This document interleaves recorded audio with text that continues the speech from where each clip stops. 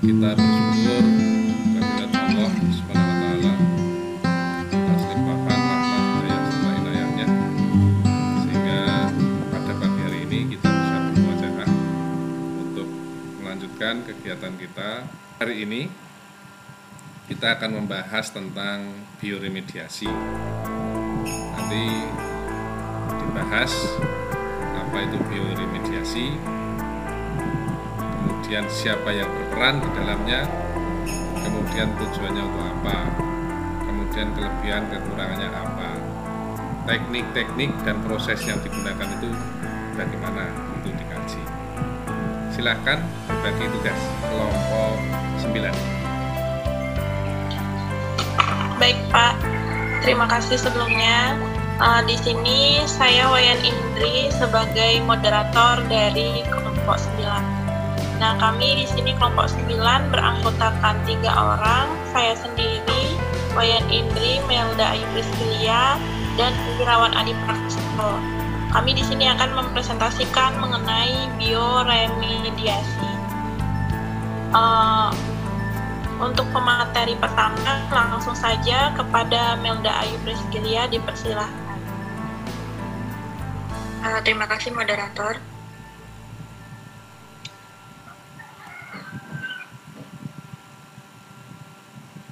Di sini ada kajian ayat Quran surat Ar-Rum ayat 41. A'udzubillahi minasyaitonirrajim. Bismillahirrahmanirrahim. Liyudhiqahun nasi aidi kasabat bima wal bakhri bari fil safadu haro yarji'una la'allakum amilul ladzi ba'da. Artinya, telah nampak kerusakan di darat dan di laut disebabkan karena perbuatan tangan manusia, supaya Allah merasakan kepada mereka sebagian dari akibat perbuatan mereka, agar mereka kembali ke jalan yang benar.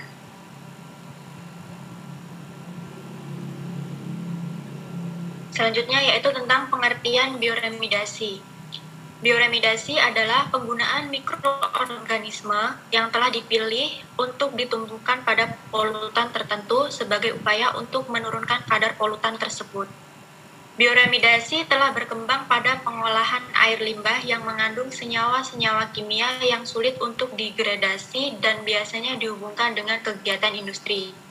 Antara lain, logam-logam berat, protelium hidrokarbon, dan senyawa-senyawa organik terhalogenasi seperti pestisida dan herbisida, maupun nutrisi dalam air seperti nitrogen fosfat pada perairan tergenang. Nah, jadi bioremediasi itu merupakan penggunaan mikroba untuk menyelesaikan masalah-masalah lingkungan atau untuk menghilangkan senyawa yang tidak diinginkan dari tanah, kemudian lumpur, air tanah, atau air permukaan, sehingga lingkungan tersebut kembali bersih dan alamiah. Kemudian ada jenis mikroba yang digunakan dalam bioremediasi. Nah, ini adalah aplikasi bioremediasi untuk limbah cair. Itu dapat dibedakan menjadi 2, yaitu bakteri endogenous dan bakteri komersial. Jadi untuk bakteri endogenous itu merupakan hasil isolasi bakteri yang dilakukan oleh laboratorium yang bersangkutan. Isolat yang terbaik yang dipilih dapat dikombinasikan dengan suatu konsorium. Kemudian ada bakteri komersial. Selain bakteri endogenous, perkembangan iptek bioremediasi menjadikan produksi mikroorganisme maupun enzim yang dipasarkan komersial semakin mudah didapatkan. Nah, jadi untuk bakteri endogenous itu adalah bakteri yang diolah atau dilakukan itu di laboratorium. Sedangkan untuk bakteri komersial itu hasil bioremediasi yang menjadikan produksi mikroorganisme enzim yang dipasarkan secara komersial. Kemudian ada peran mikroba dalam bioremediasi. Pelaksanaan bioremediasi dengan menggunakan bakteri pada dasarnya membutuhkan kerjasama lebih dari satu spesies. Ada beberapa bakteri yang memanfaatkan hidrokarbon sebagai senyawa pertumbuhan secara tidak langsung berperan dalam bioremediasi. Nah, yang pertama itu adalah bakteri Pseudomonas sp. Merupakan salah satu bakteri yang memanfaatkan bakteri menjadi biosurfaktan. Dengan demikian, jenis bakteri ini dapat dimanfaatkan dengan baik dalam melakukan bioremediasi dengan hidrokarbon. Nah, ini adalah gambar Pseudomonas sp-nya.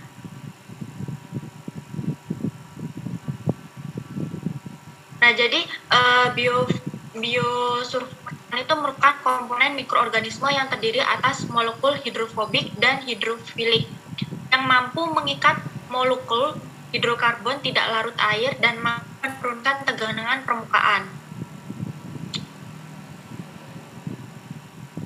Itu saja materi yang dapat saya sampaikan. Saya kembalikan ke moderator. Baik, terima kasih atas materi yang disampaikan Melda Ayu Prisciliar. Untuk materi selanjutnya akan disampaikan oleh Irawan Adi Prakoso. Kepadanya saya persilahkan. Baik, terima kasih kepada moderator. Saya akan melanjutkan materi yang telah disampaikan oleh Melda. Itu ada bakteri Niktobacter, atau bakteri ini juga merupakan bakteri probiotik yang mampu bekerja menguraikan bahan organik, protein, karbohidrat, dan lemak secara biologis, dan bermanfaat dalam menguraikan NH3 dan NO pada sampah tinja dan kotoran hewan ternak, dan dapat menekankan populasi bakteri patogen pada tinja yang menyebabkan sumber air tanah akan berkontaminasi jika air rembesan tinja bercampur dengan sumber air tanah. Nah, untuk gambarnya itu bisa dilihat di samping guys ya. Itu contoh gambar dari bakteri Niktobacter. Oke, selanjutnya.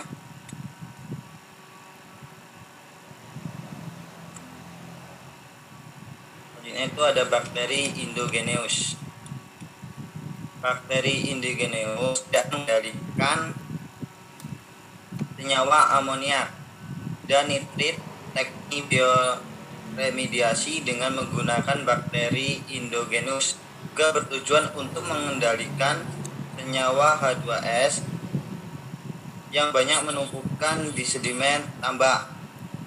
Untuk gambarnya itu di samping bisa kita lihat bersama-sama. Itu gambar dari bakteri endogenous.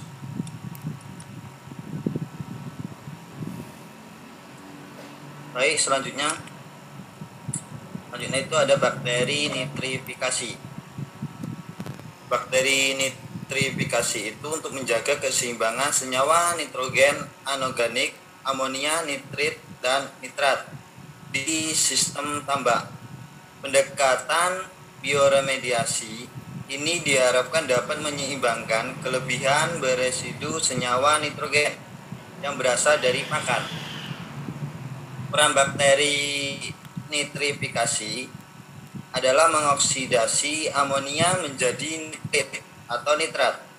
Sedangkan bakteri denitrifikasi itu akan mereduksi nitrat atau nitrit menjadi dinitrogen oksida atau N2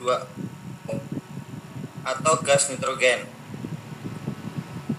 Contoh gambarnya itu ada di samping itu contoh gambar dari bakteri nitrifikasi. Oke, selanjutnya itu ada bakteri pereduksi sulfat. Jadi untuk kemampuan BPS dalam menurunkan kandungan sulfat sehingga dapat meningkatkan pH tanah bekas tambang batu bara yang bermanfaat pada kegiatan rehabilitas lahan bekas tambang batu bara. Peningkatan pH yang dicapai hampir mendekati netral, sehingga sangat baik untuk mendukung pertumbuhan tanaman replikasi maupun kehidupan biota lainnya.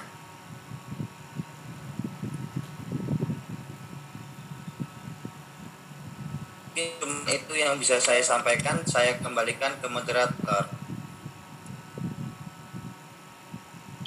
Baik, terima kasih Irawan atas penyampaian materinya. Untuk materi selanjutnya akan saya lanjutkan sendiri. Nah, di sini ada bakteri Arthrobacter.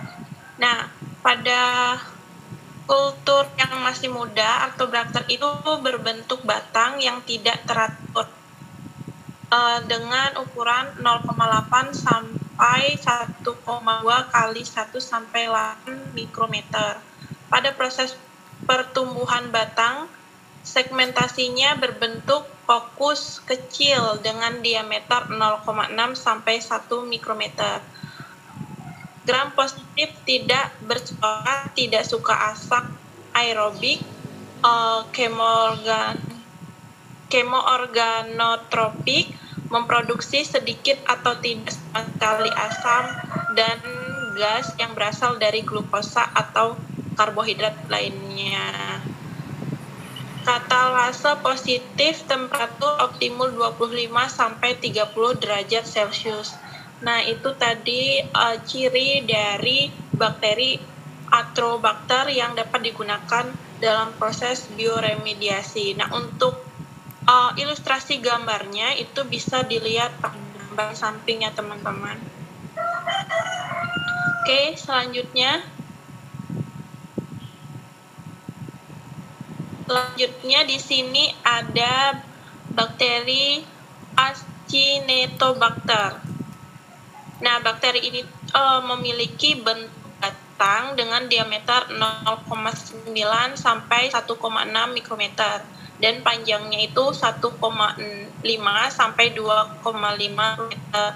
Bentuknya itu bulat panjang pada fase stasioner pertumbuhannya. Jadi sekilas bentuknya itu bulat panjang.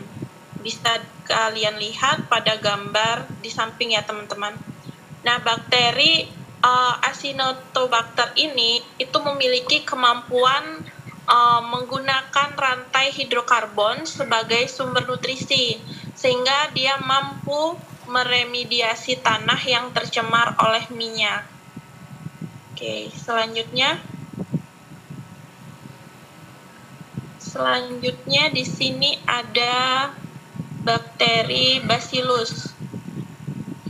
Nah, bakteri Bacillus ini umumnya merupakan mikroorganisme sel tunggal berbentuk batang pendek atau biasanya bentuk rantai panjang, mempunyai ukuran lebar 1,0 sampai 1,2 mikrometer dan panjang 3 sampai 5 mikrometer.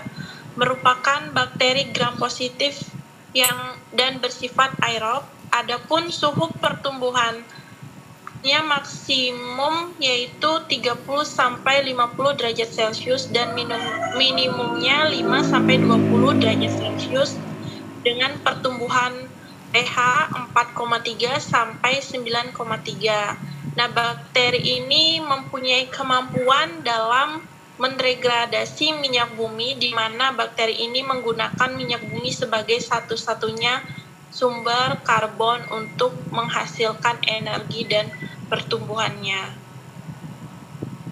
Untuk gambar ilustrasi dari bakteri Bacillus itu bisa teman-teman lihat pada gambar di samping.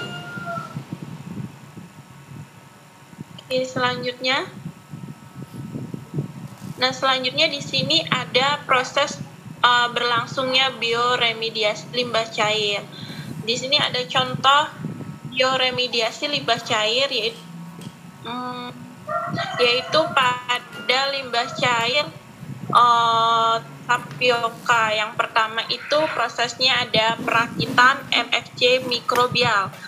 Nah, perakitan MSG mikrobial ini merupakan proses penampungan limbah yang dibuat sekat yang berfungsi sebagai penghubung antar dua komponen dan menjaga kondisi anaerob pada ruangan anoda. Kemudian yang kedua ada proses perbanyakan bakteri. Nah, pada proses perbanyakan bakteri ini merupakan proses penanaman bakteri pada medium yang selanjutnya difermentasikan pada media nutrien broth atau NB. Kemudian yang ketiga itu ada amobilisasi bakteri dengan alginat. Nah, proses amobilisasi sel ini adalah penempelan sel atau bias sel pada fase padat yang memungkinkan terjadinya pertukaran substrat, produk, inhibitor, dan lainnya, sekaligus memisahkan biomasa sel katalik dari media fermentasi yang mengandung substrat dan produk. Kemudian yang keempat itu ada perhitungan bakteri. Nah, perhitungan bakteri atau perhitungan jumlah bakteri itu dilakukan setelah amobilisasi dengan melakukan perhitungan angka lempeng total pada bakteri dengan menggunakan E-deta sebagai pengencer atau pelarut, menggunakan medium plate count agar atau PCA sebagai media pertumbuhan. Dan yang terakhir itu adalah pengukuran parameter limbah cair tapioka. Nah, pengukuran parameter itu yang pertama ada parameter COD, itu diukur dengan metode spektrofotometer HACH-DR 3800 yang diuji menggunakan vial Rayk potasium dikromat. Kemudian untuk parameter pH itu diukur dengan metode potensiometri yang itu menggunakan elektroda pH meter. Kemudian untuk parameter cyanida itu diukur dengan metode spektrofotometri HACH-DR 3800 yang diuji menggunakan Rayk Pridineprazole. Kemudian untuk parameter amonia itu diukur dengan metode spektrofotometri yang diuji dengan Rayk Nessler. Dan untuk parameter PTT itu diukur dengan menggunakan metode gravimetri. Itu tadi proses berlangsungnya bioremediasi limbah cair. Jadi bisa kita simpulkan bahwasanya bioremediasi itu merupakan penggunaan mikroorganisme yang telah terpilih untuk ditumbuhkan pada polutan tertentu sebagai upaya untuk menurunkan kadar polutan tersebut. Kemudian jenis bakteri yang digunakan dalam bioremediasi itu ada dua, yaitu Igeneus dan bakteri komersial. Dan peran bakteri dalam proses bioremediasi itu adalah untuk meminimalisir kontaminasi, yaitu mengubah senyawa kimia berbahaya menjadi